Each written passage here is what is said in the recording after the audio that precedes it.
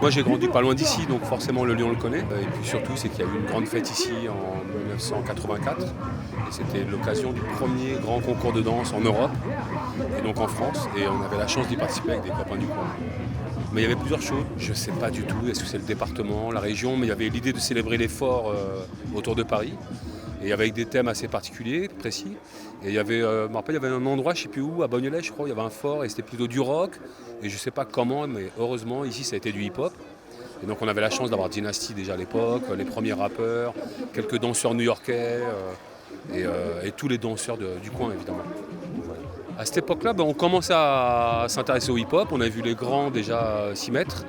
On commence à avoir quelques clips à la télévision, quelques émissions qui en parlaient. On a chopé le virus tout de suite. On a monté un groupe, on était naïfs à l'époque parce qu'on avait 11 ans. Et en face de nous, tous les autres concurrents avaient en moyenne et au minimum 16-17 ans. Et on était les seuls à avoir une fille aussi dans le groupe, donc ça c'était classe. Et ce qui était beau, c'est qu'on a été jusqu'en quart de finale. Donc on a gagné plusieurs battles contre des grands, des géants pour nous, mais qui avaient 17 ans. Et voilà, c'était nos premiers pas sur scène, nos premiers pas dans la culture hip-hop, notre premier rapport à l'art et à la culture. Et pas pour tous, mais presque, on a continué sur ce chemin-là. Donc ça a été un vrai point de départ pour nous, et en plus ici à domicile à Aubervilliers.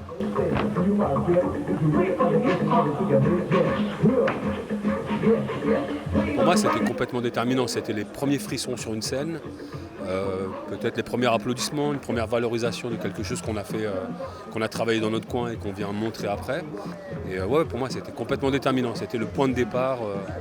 Et j'y reviens encore aujourd'hui avec toujours cette petite nostalgie de l'époque. C'est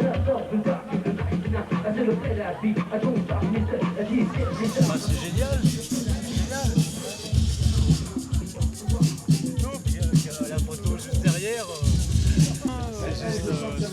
C'est un bel hommage par rapport à ce qui s'est passé il y a 30 ans. Voilà, je sais pas toi, je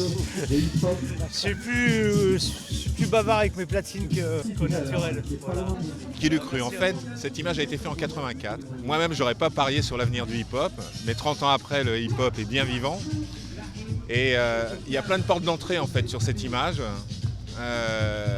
C'était le premier battle qui a eu lieu en France, premier battle hip-hop, avec plein de gens sur cette image qui sont des gens d'anthologie de cette culture. On a notamment Dynasty sur la gauche de l'image. On a un jeune garçon à l'époque qui avait à peine une dizaine d'années qui s'appelle Bouddha. On a les PCB, les Paris City Breakers.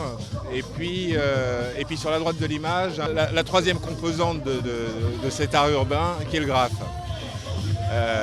Ça c'est pour la partie hip-hop. La deuxième entrée sur cette image possible, c'est qu'elle a été faite en 84. Et 84, c'était sous l'égide d'une mission qui s'appelait Banlieue 89 et qui était la préfiguration du Grand Paris. L'idée, c'était piloté par Castro à l'époque, Roland Castro, architecte.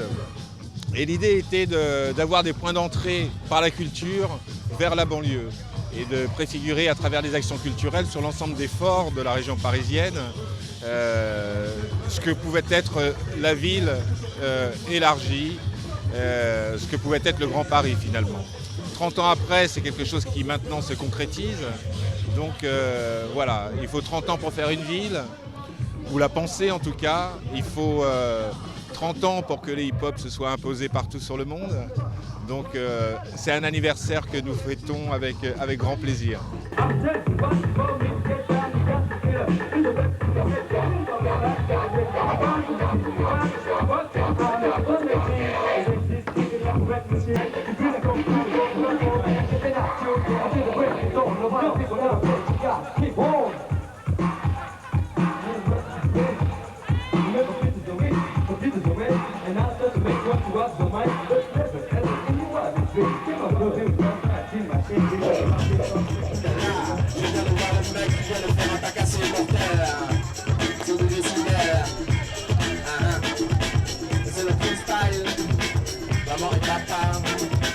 On a pas vu.